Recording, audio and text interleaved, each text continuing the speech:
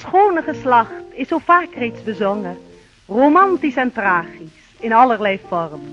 Maar nu zal ik verhalen van een heel simpel woordje. En wel het woordje te. Het is heel klein, maar enorm.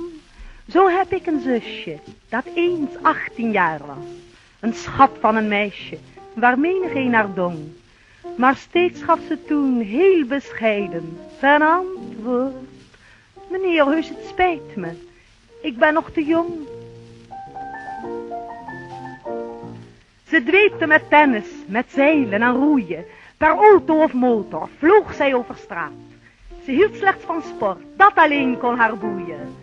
Ze lachten om zouteloos huwelijksgepraat. Zo deed ze gedurende jaren en dagen, had steeds ieder aanzoek terzijde gezet.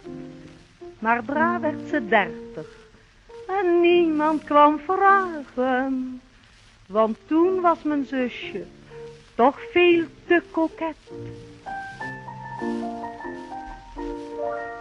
Toen ging ze chemie en in rechten studeren.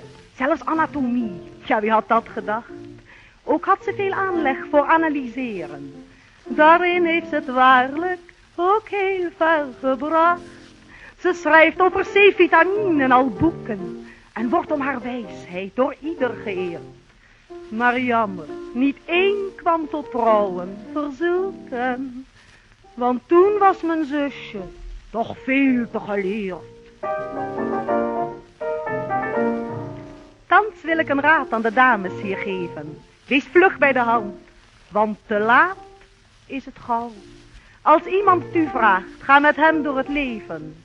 Wanneer hij u aanstaat, word dan maar zijn vrouw.